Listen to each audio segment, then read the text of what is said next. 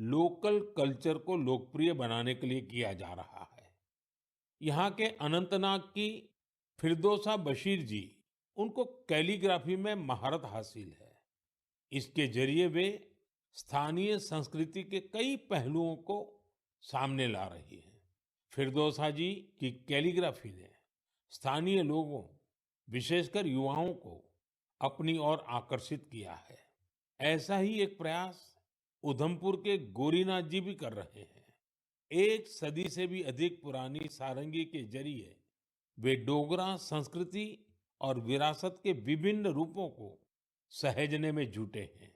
सारंगी की धुनों के साथ वे अपनी संस्कृति से जुड़ी प्राचीन कहानियां और ऐतिहासिक घटनाओं को दिलचस्प तरीके से बताते हैं।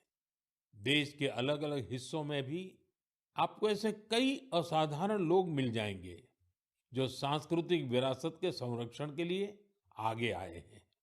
डी वैकुंठम करीब 50 साल से चेरियाल फोक आर्ट को लोकप्रिय बनाने में जुटे हैं। तेलंगाना से जुड़ी इस कला को आगे बढ़ाने का उनका यह प्रयास अद्भुत है। चेरियाल पेंटिंग्स को तैयार करने की प्रक्रिया बहुत ही यूनिक है। यह एक स्क्रोल के स्वरूप में कहानियों को सामने लाती है। इसमें हमारी हिस्ट्री और माइथोलॉजी की पूरी झलक मिलती है। छत्तीसगढ़ में नारायणपुर के बुटलू राम माथरा जी अबुझ माड़िया जनजाति की लोक कला को संरक्षित करने में जुटे हुए हैं। पिछले 4 दशकों से वे अपने इस मिशन में लगे हुए हैं। उनकी ये कला बेटी बचाओ, बेटी पढ़ाओ और स्वच्छ भारत जैसे अभियान से लोगों को जोड़ने में भी बहुत कारगर रही है। साथियों, अभी हम बात कर रहे थे कैसे कश्मीर की वादियों से लेकर छत्तीसगढ़ के जंगलों तक हमारी कला और संस्कृति नए नए रंग बिखेर रही है। लेकिन यह बात यहीं खत्म नहीं होती। हमारी इन कलाओं की खुशबू दूर दूर तक फैल रही है। दुनिया के अलग अलग देशों में लोग भारतीय कला और संस्कृति से मंत्र मुग्ध हो रहे हैं। जब मैं आपको उधमपुर में गूंजती सारंगी की बात बता रहा था, तब मुझे याद आया कि कैसे हजारों मील दूर रूस के शहर याकुत्स्क में भी भारतीय कला की मधुर धुन गूंज रही है। कल्पना कीजिए, सर्दी का एकाध दिन, -65 डिग्री तापमान, चारों तरफ बर्फ की सफेद चादर और वहां एक थिएटर में दर्शक मंत्र मुग्ध होकर देख रहे हैं कालिदास की अभिज्ञान शाकुंतलम। क्या आप सोच सकते हैं, दुनिया के सबसे ठंडे शहर याकुत्स्क में भारतीय साहित्य की गर्मजोशी? ये कल्पना नहीं, सच है। हम सबको गर्व और आनंद से भर देने वाला सच। साथियों, कुछ हफ्ते पहले मैं लाओस भी गया था। वो नवरात्रि का समय था और वहां मैंने कुछ अद्भुत देखा। स्थानीय कलाकार फलक फलम प्रस्तुत कर रहे थे, लाओस की रामायण। उनकी आंखों में वही भक्ति, उनके स्वर में वही समर्पण जो रामायण के प्रति हमारे मन में है। इसी तरह कुवैत में श्री अब्दुल्ला अल बारून ने रामायण और महाभारत का अरबी में अनुवाद किया है। यह कार्य मात्र अनुवाद नहीं, बल्कि दो महान संस्कृतियों के बीच एक सेतु है। उनका यह प्रयास अरब जगत में भारतीय साहित्य की नई समझ विकसित कर रहा है। पेरू से एक और प्रेरक उदाहरण है एर्लिंदा गार्सिया। वहां के युवाओं को भारतनाट्यम सिखा रही है और मारिया वाल्देस ओडिसी नृत्य का प्रशिक्षण दे रही है। इन कलाओं से प्रभावित होकर दक्षिण अमेरिका के कई देशों में भारतीय शास्त्रीय नृत्य की धूम मची हुई है। साथियों, विदेशी धरती पर भारत के ये उदाहरण दर्शाते हैं कि भारतीय संस्कृति की शक्ति कितनी अद्भुत है। ये लगातार विश्व को अपनी ओर आकर्षित कर रही है। जहां जहां कला है, वहां वहां भारत है। जहां जहां संस्कृति है, वहां वहां भारत है। आज दुनिया भर के लोग भारत को जानना चाहते हैं, भारत के लोगों को जानना चाहते हैं। इसलिए आप सभी से एक अनुरोध भी है, अपने आसपास ऐसी सांस्कृतिक पहल को हैशटैग कल्चरल ब्रिजेस के साथ साझा कीजिए।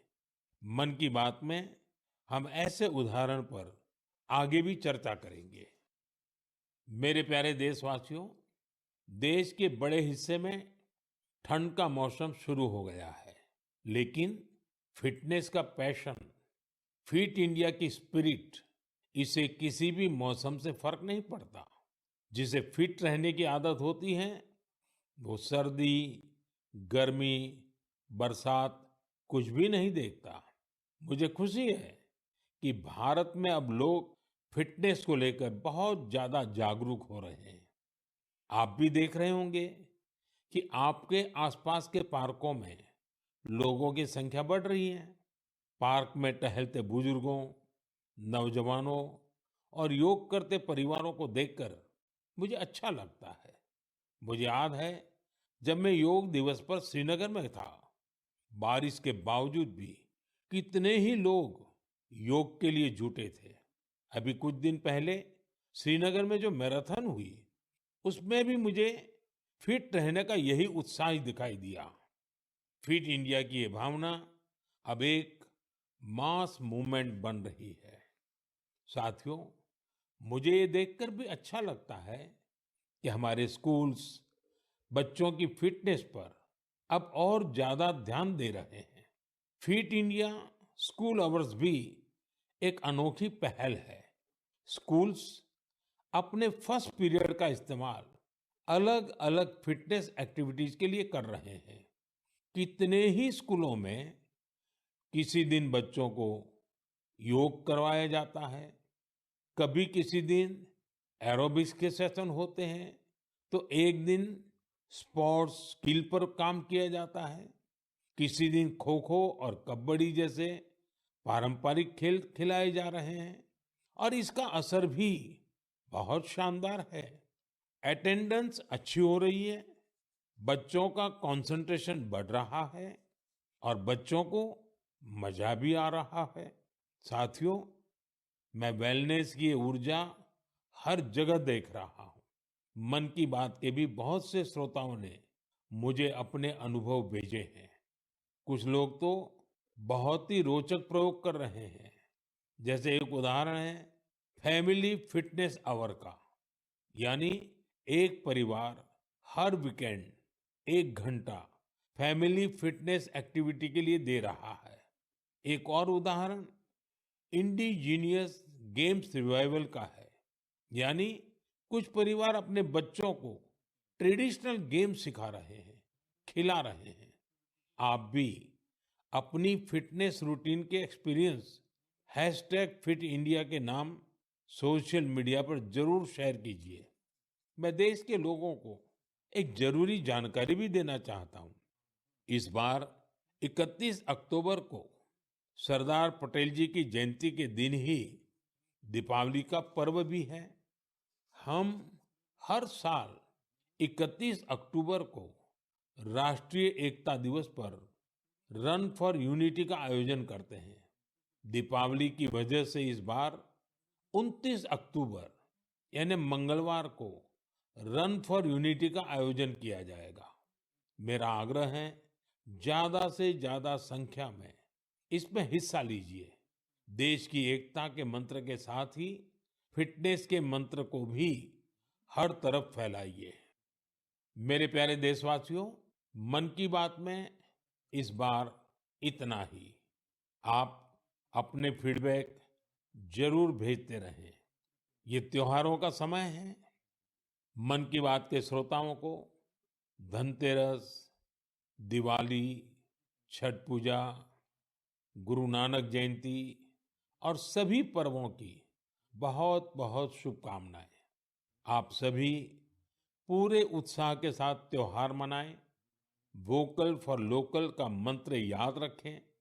कोशिश करें कि त्योहारों के दौरान आपके घर में स्थानीय दुकानदारों से खरीदा गया सामान जरूर आए।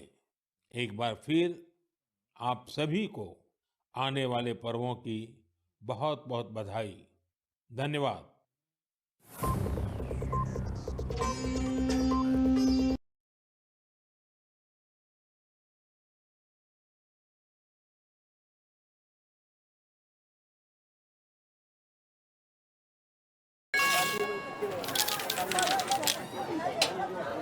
हम मूंगफली बेचते हैं, अपना अकल नहीं।